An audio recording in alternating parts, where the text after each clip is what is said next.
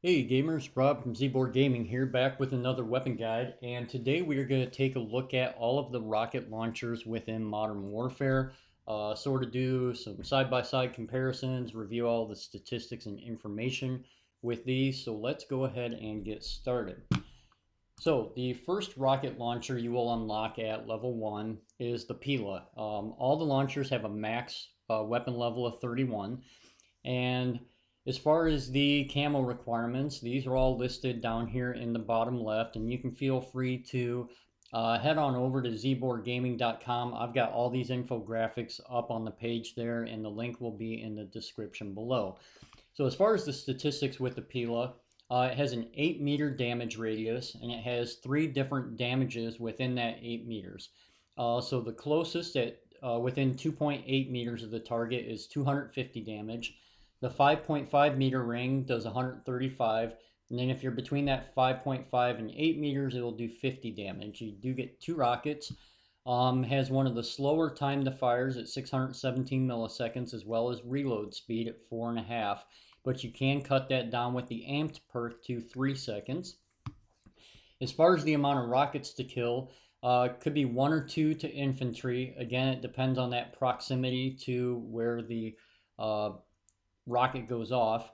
As far as damage to IAVs, it'll take 4 rockets.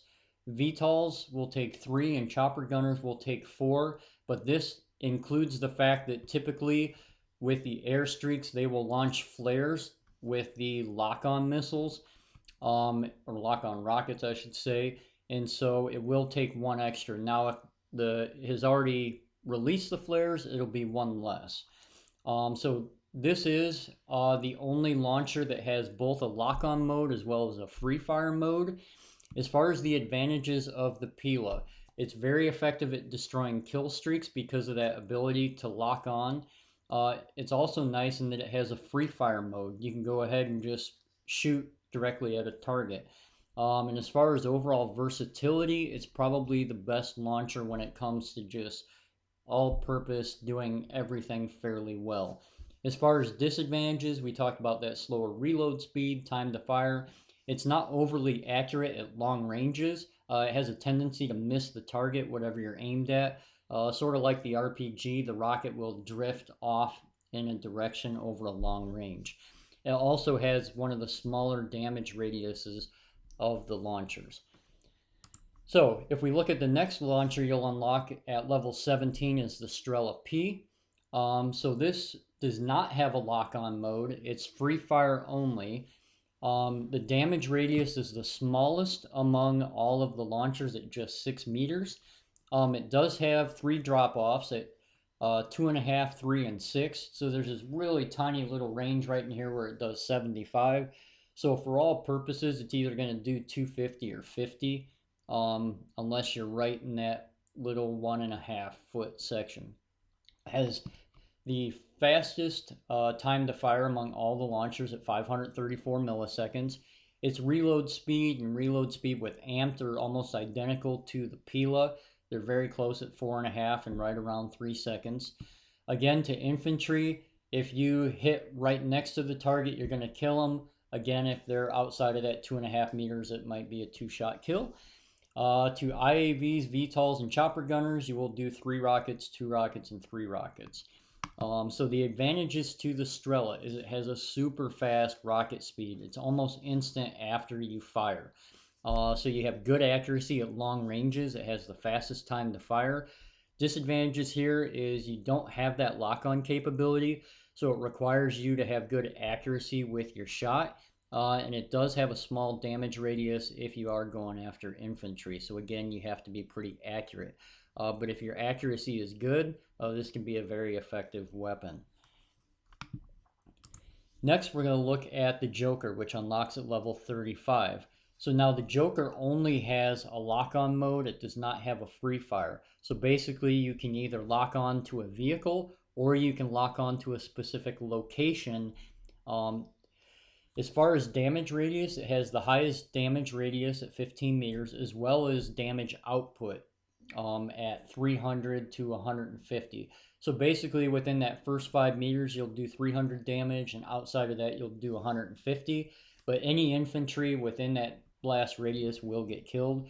Does have the slowest time to fire at almost 2 seconds, but it reloads very fast at 2 or a second and a half with amped. Again, any infantry within that blast radius will get killed. We'll take 3 rockets to knock out an IAV, 3 for a VTOL, 3 for a chopper gunner. Again, the VTOL and chopper gunner, these 3 rockets assume that the first rocket is basically not hitting due to the flares. So the advantages to using the JOKR is it has very high damage as well as radius, a fast reload speed.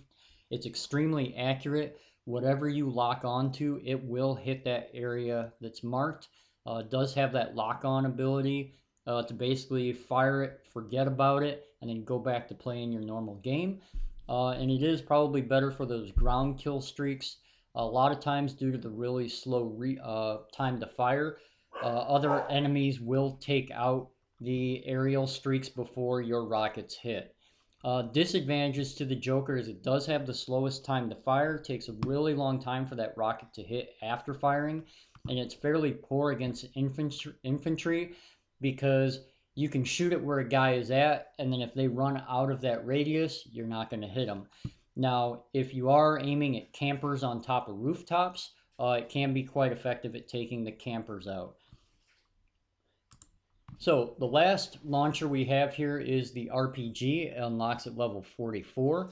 Has a 9-meter damage radius, which is the second highest among the RPGs. It'll do 250, 130, and 50 damage.